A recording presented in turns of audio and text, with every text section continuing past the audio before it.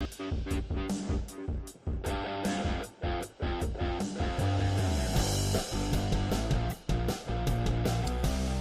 right, what's going on, everybody? It is Wednesday, August 23rd. You are watching the Daily AI Show. And today we have a few of us. Aaron, I think, is coming back. He had some internet issues. Jimmy is still out, and Carl was not able to make it, which did put us maybe all in a bit more of a panic because we kind of considered Carl to be our resident expert. That's not to say that we can't have a great conversation here today, because the conversation is about low and no code solutions, but also Langchain, which I think is really important to start with. And then some tools like Langflow or Flowwise, right, Robert? There you go. Flowwise. Yep. Flowwise. And what does all this mean? So I think let's just let's just start it real easy. And Andy, we were literally just saying this before we went live, the difference between like Langchain and Langflow. So you want to say what we were just saying? Sure. So first of all, we're talking about large language model operations. And Langchain is an open source code system or framework for Python to operate an LLM. So we've talked before about you have to have prompts, you can build agents, you need to have a vector database maybe. Well, Langchain makes it easy to string all these things together in sequences called chains. And it has a simple UI compared to being confronted with a Python console.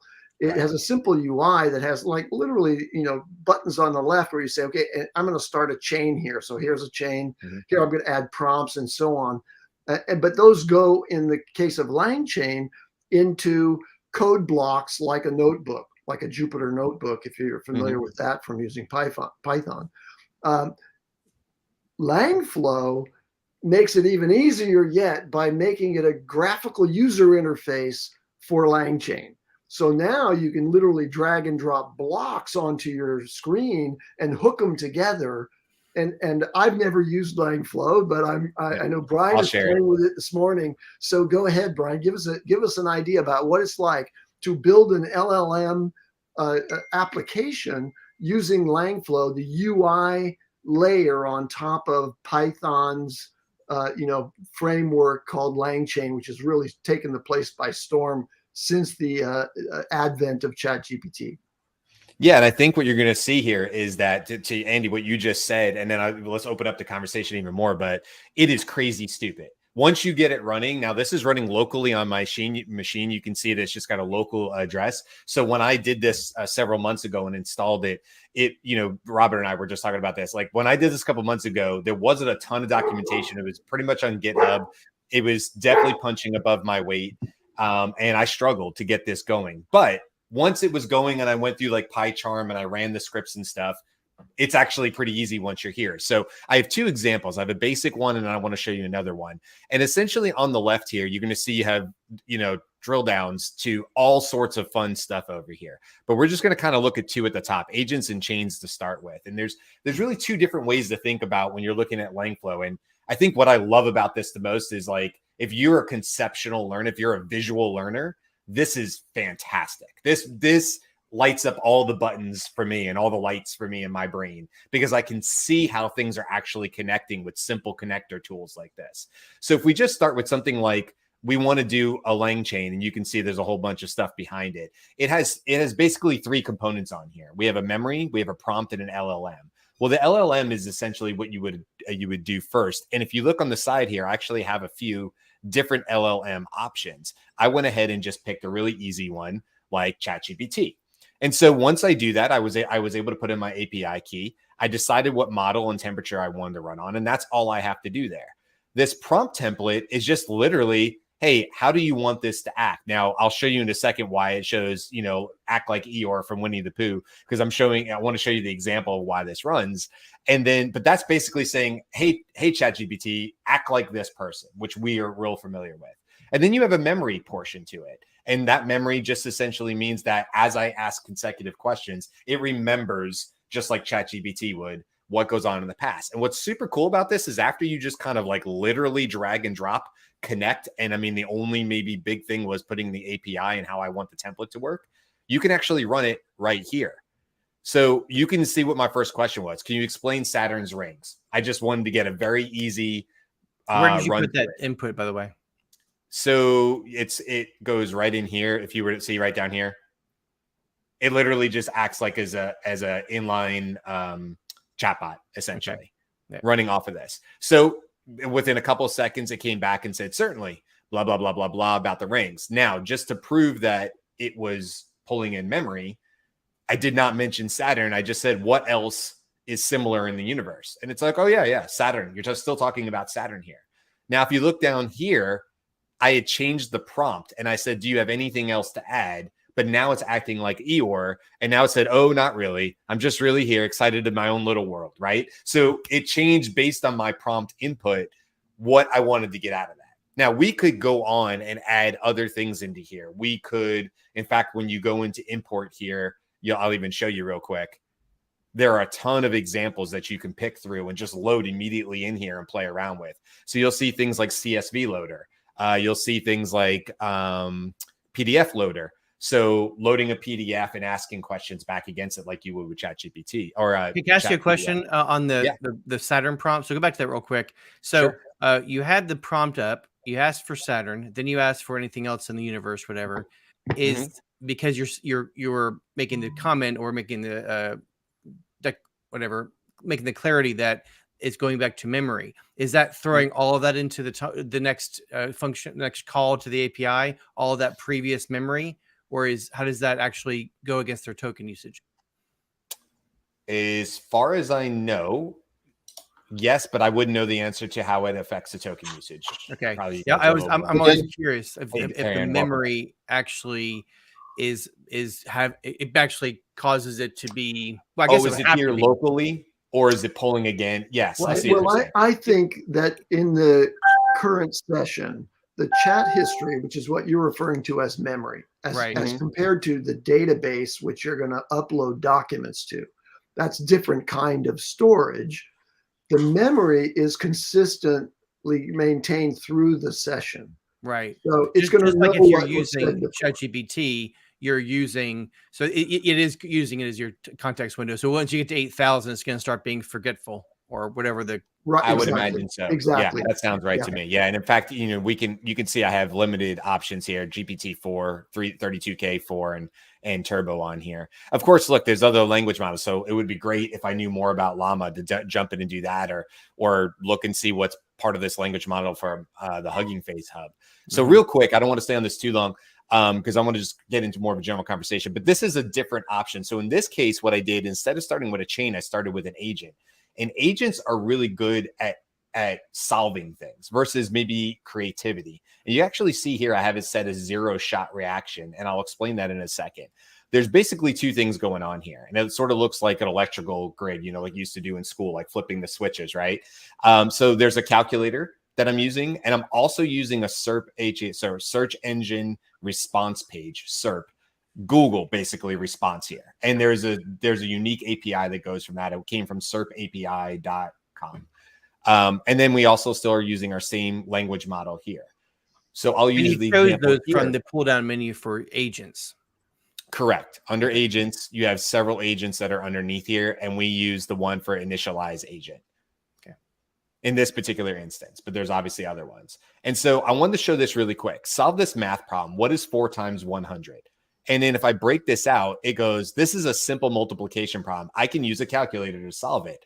Action, use the calculator. What is the question? Here's the answer. So I love that you can see the reasoning behind it. So then I said, okay, who won the last Super Bowl?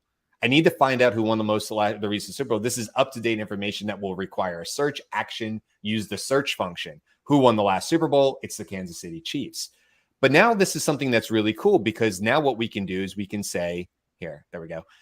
Take the current number of home runs by Aaron Judge, which I validated on the internet is 24. And I said, multiply that by a number of 10. So we did get the right answer. And we can actually see here, I need to find the current number, blah, blah, blah, input. Well, it gets an answer and it gets some sort of average. And it says, I don't have the exact current number to run home runs by Aaron Judge. I need to refine my search. So it goes back to search, goes back, finds the actual answer, then multiplies it by 10 to get this. Now, this is the language model doing this. This is the language model going through that process of determining what needs to be done and what needs to be searched for, correct? Yes. And then but if I do this, not the fastest in the world. It usually takes a second or two. So it's not like instantaneous like ChatGPT. So I'm intelligence. I don't have to, but I'm functioning as expected, right? So when you look at this, I guess it won't let me. The problem right now is that it's sitting at 0 shot description, but honestly, you can come down to conversational, and now it'll do a little bit of both. And now if I ask something, we might get a slightly different answer because or just breaking. And that ends the end of that description. Okay, let me ask you, go ahead and put your UI back up for just a quick second, Sure, Brian. sure. There's a bunch of elements on the left-hand navigation for Langflow, and I wanted to just draw attention to vector stores because one of the essential elements of building any kind of action like you're seeing here within Langflow, and then developing it so that it's going to be operational and basically power a chatbot, is you're going to want to put specific information that it can refer to rather than having it call upon its own general knowledge and or do searches, as you saw. It's going to be under embedding. That's what vector stores are about. It's a database, a vector database. And what are the options for the vector databases down there under vector stores? It's the second to the last. Chroma. Just Chrome, huh? Interesting. Chrome. Oh, it's Chroma. Okay, yeah. Chroma is it? Yeah. So I would have expected to see Pinecone there, Supabase. That's the thing about this Langflow is that it's a UI, and whoever's created this UI chose these particular ones for whatever reason. Maybe they work better, but just to your point, Andy, when you're using actual Langchain, you can go out and do this, but it requires so much more programming. So go ahead, go back to your point. That's what I wanted to point out, is that this actually has a tool that will allow you to put your company information into a database, Chroma database in this case, and then that is a resource that you can direct through your prompt selections to, prioritize over just answering based on general knowledge from ChatGPT 3.5 Turbo or whatever. Right. So I want to jump on this and kind of talk a little bit more in depth about that. So the first thing people will need to understand is if you have 1,000 documents that you want it to answer the question based on, the first thing you're going to need to do in order to get that vector storage is to convert it into an embedding, which is where the embedding was on there. And OpenAI has an embedding tool, which converts it to 0.00015273 is the letter R, or whatever. It isn't really convert letters to numbers, but the point is, that's weird. The point is that you convert the words and the concepts and the documents into a vector representation of that, and then the Pinecone and Chroma is where it's stored in a way that's accessible by the LLM, which is what all this is about. But I want to take a little segue in case anybody looked at the recent news from OpenAI. They're actually go ahead, Beth. Before you do that, because I want to ask, when it is converted from memory to a vector, does that make it smaller in the same way that if you convert something to pixels, from pixels to a vector, it shrinks it so you can contain more information in a much smaller? It's not so much about a storage efficiency. It's really about creating a computational opportunity to determine whether one embedding is similar mathematically to another one. And that's what we would refer to generally as semantic search, converting terms into numbers and then saying, this document that I uploaded, this chunk of it, because an embedding breaks it into little chunks, this chunk of it looks very much like what this query is. So I embed the question that's being posed, I put it against the vector database, and I find anything that's similar to it, and I pull those back, translate them back into the text. Go ahead. And the way that works is it's literally a vector. It's a 4-dimensional vectorization of that terminology. And so the terms are close together. You know, a cat and a dog are both pets, so they're kind of loved. They're literally close together. So when they're accessed by whatever the query is, they look at what's nearby. It's literally how it's put together. And I've actually been told by Pinecone that they use trigonometry for that 4D spatial representation. It uses trigonometry to determine the spatial distance between semantic words, which is the difference of the opposite of where you get with SEO, which is a very limited cat and dog are similar in the sense that they're both pets, but it may not give you the whole context of how cat and dog might be used. So yeah, sorry, Beth, go ahead. Sorry, children. The when am I ever going to use this in the real world has just blown apart. You're going to say that. So part of what I was asking is, do vector stores give you more bang for your 8K, 16K, 32K token? 100%, because you're not having to load that 1,000-word document or War and Peace into that. You could actually just access the data that's relevant to the question or the query you're asking and pull that out of the vector. So you're definitely optimizing for your token usage. Yes, 100%. The next thing I was going to say is that OpenAI recently, just yesterday, August 22nd, released that you can fine tune a version of their LLM. It's 3.5 turbo and it's 8 times more expensive, but fine tuning their LLM would in some ways bypass this whole chain of events, because you are not having to have that call to the embeddings and do all this stuff. You can basically train the LLM to know exactly what your company is about and understand those documents, and you can basically pre-train it before you even get into all the other stuff, which again goes no token usage whatsoever if that's the case.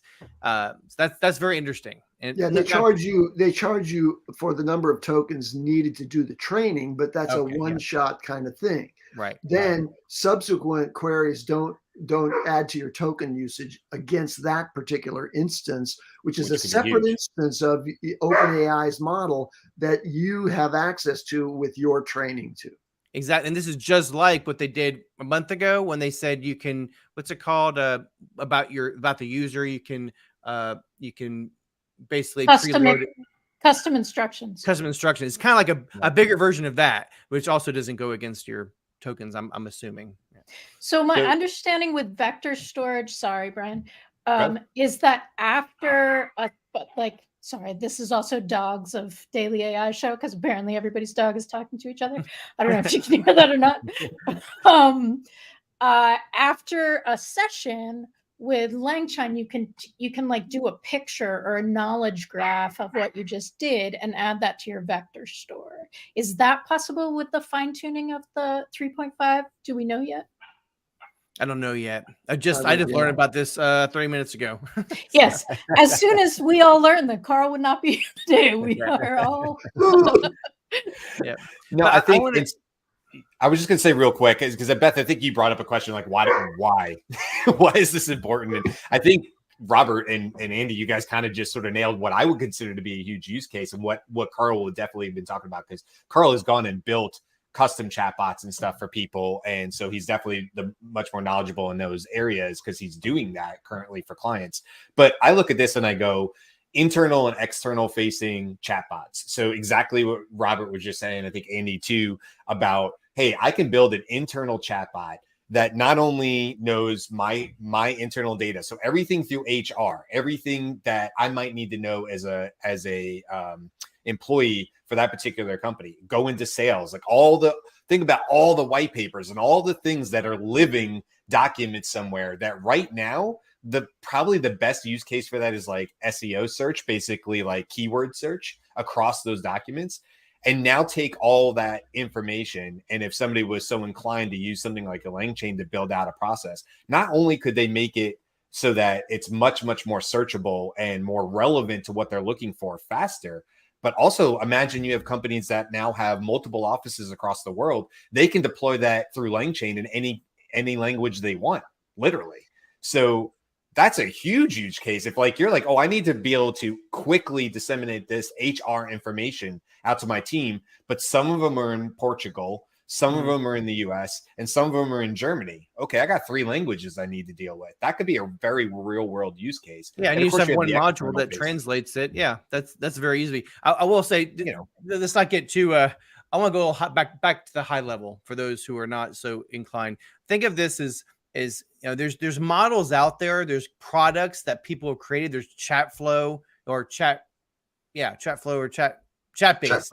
Chat base is there's tools. There are hundreds of chatbot websites that have come out in the last couple of months that do all of this behind the scenes. But let me give you a good analogy I just came up with. I think anybody familiar with Blue Apron, where you can get your ingredients sent to you and you get your recipe sent to you and you just sit there and be like, okay, and make your meal like you're a robot. Great. Okay. Then there's go to the grocery store and get your own groceries and make it food. And then you have a garden out back and you actually grow the food and then you cook the meal. This is what we're talking about. This is the Langchain is that one. Lang Flow is probably going to the grocery store because it's got a nice little flow and helps you with. And then actually Blue Apron is going to be more of the actual application. So rest assured, this is not easy. The Langchain is a great framework and it's actually an import when you're writing Python code. So you import OpenAI, you import Langchain, you import all these development databases. But my point is that you're going to have somebody that's familiar with Python to make this happen. But that being said, that was going to be my question. How damn hard is this to set up for someone who's not a techie? Well, set up pretty easy. You follow a YouTube channel and you can set it up, but actually being able to create and troubleshoot and problem solve and use case, this is where it gets a little bit more complicated. Beth? Right. So, and the idea behind this, like, to use Robert's food example, you can jump off the train at any place, right? So like you can just go and say, hey, ChatGPT, I have a question. What's the answer? Or what's your opinion or whatever that is. And you can like have that kind of relationship. It's fine. You can go to a takeout, get your food, bring it home. No problem. You can get a little better and say, you are this is the context and criteria, right? This is what I want. You can get a little better too. You can go to the playground. Now you can save your presets and do a bunch of stuff. Take the class at AI Exchange, join us. Then you can continue to iterate and deepen your skills. And this would be a next level down. Langchain, Langflow would be a next level down. Doing it without the interface, the Flowwise interface would be a next level down, and then customizing your model, right? Yeah, like, straight up coding is the baseline, right? So for overwhelming you, like just do the takeout version. Get really comfortable with takeout and then start iterating down. And I will say too, I mean, that's a great point. Well, first of all, it's a great analogy. And just to like add on to that, I would say that's exactly it, because like I hate cooking. I just do. I don't find any joy in being in the kitchen and chopping vegetables. I love eating. I just don't love doing the work. And so for me, I'm always going to default to the not takeout. I won't go that far, but personal chef model. If I could, if my finances suited such a thing, maybe when this show blows up and I get my own personal chef finally, somebody will at some point in my life, somebody will make all my meals for me, and I will happily let them do it. And I'll say, that looks amazing. And then I'll eat it, and that'll be the end of it. Well, using your analogy, then you can use ChatGPT-4 as your personal chef for code that you could then put into a Jupyter notebook and then say, I don't understand any of what GPT-4 just gave me, but when I click run, it does what I asked it to do. So, exactly. Yeah. And if I'm so inclined, I can throw it into that tool and I can say, break down the entire recipe of the menu I just got into macros, carbs, calories, the whole thing, iron count, right? We could break it down that way as well. The other example too is like, you look at tools like Wix and stuff. And nowadays we know there's AI tools that will just, you type in a command and it will build you a simple website. And so now we're very much at the end of like a plug and play, like move this here, block or whatever. It's super, super simple. So, look, I think we have 5 minutes left. I mean, the conversation really is about these emerging no and low code solutions. Langchain is an example, But I mean, Actually, Andy, you put out a I'm couple. sure Langchain is low. I think it's Yeah, actually pretty codey. Yeah, you need to be no and low. facile with Python, I think, to go into Langchain directly. But there are things built on top of Langchain that are a little easier. Yeah, right. Yeah, because I don't have any Python knowledge. I mean, I like if I write something in Python, it's because I directly looked it up and I copied and pasted it. That is my level of comprehension. So Aaron, you were kind of talking about that. Like, what if this isn't your thing? It's not. I have to go look up every single thing to do it. But like Robert, on your Carl's call yesterday, you had Al on the call yesterday. This was in the AI Exchange group. He built out this amazing workflow that he did, and he straight up said, like, we're like, wow, that's amazing. He's like, I literally YouTubed and ChatGPT'd every single line of code that I needed to know. I learned on the fly. It was really which was pretty impressive because I know enough to be dangerous in Python, and that was not beginner stuff. So I guess I mean he may have literally copied and pasted, which I did when I was first learning. I don't understand what it means, but I'm going to copy and paste it because GPT does. And so if he truly did that, then he probably doesn't understand what it does, but he understands that it works. So because I mean honestly, I'll just not to do a segue, but I was doing that before and it didn't work, and I'd copy and paste the code and I'd send it into GPT. What's wrong with this code? And it would tell me what's wrong, and I'd fix it, and it would work. And like that's what people are doing now. And so you don't have to have any coding experience. You can just copy and paste the code and it fixes it for you. And you just tell it what you want it to do.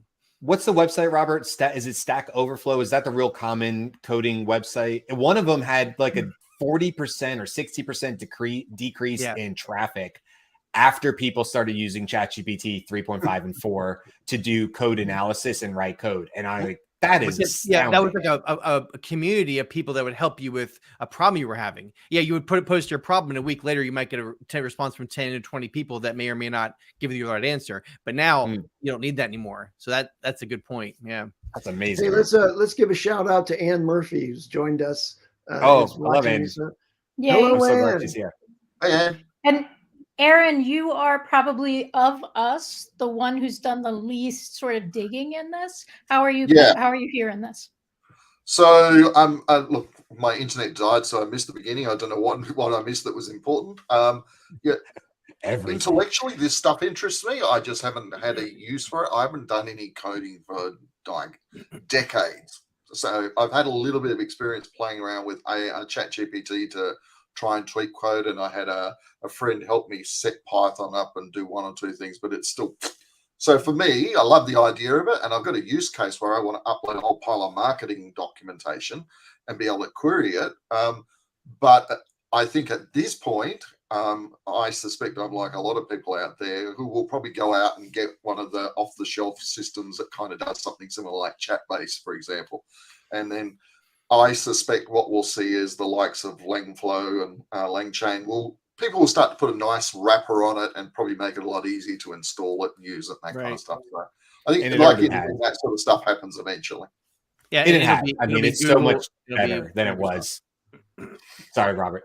I would say it'll be Google and Microsoft. So this time next year, this will all be embedded in their ecosystems. You'll be in the Teams environment, and all of this will already be trained if you're a large enterprise user, because it's going to cost a lot. So most companies won't have the ability. But yeah, you're right, exactly, Aaron. This is all we're in the Wild West. We're in the what's it called? The Oregon Trail across the country right now. We're the first outback, as we call it. Our Conestoga wagons are jet powered, though. Of course, that too. But we're not going after gold. We're going after tokens. I don't know, whatever. Hey, guys, I've got a question for you. Actually, there's a couple of comments from Steve Kazan or Kazan. Someone might want to flash it up, but. In my little bit of research, I ran across in relation to Langchain, I ran across the phrase auto GPT. Now, as I understand it, auto GP in theory is going to be you tell it what to do and it goes out and pulls all the pieces together. Is this kind of the same concept, or is this heading towards the technology?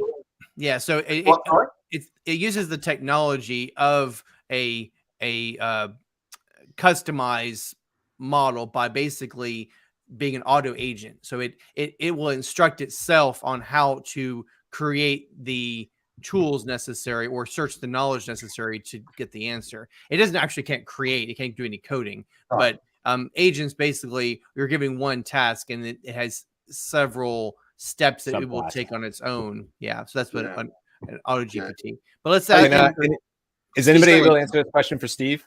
The question Steve had is there an AI app that can digest RSS feeds and create a newsletter? I don't know the name of it, but I have run across a couple before. I've seen people putting out newsletters. I'll do a little bit of Googling for you, Steve, and see if I can find something else. Do you know? I would just recommend you go to There's an AI for that and use their AI search and say, I want an RSS fed newsletter app and see what you get. I've received emails from people who tell me that they are using an AI tool to build it. So there's definitely stuff out there. And we referenced Matt Wolf yesterday as a YouTube personality who shares his process. And that's one of the things that he does. He collects tools and he has a whole video about his process. So that would be another resource to check out. Awesome. Well, there's an AI for that. Perfect. So we are, as always, already at time so quickly. There's always 1,000 more things, but as they say, leave them wanting more.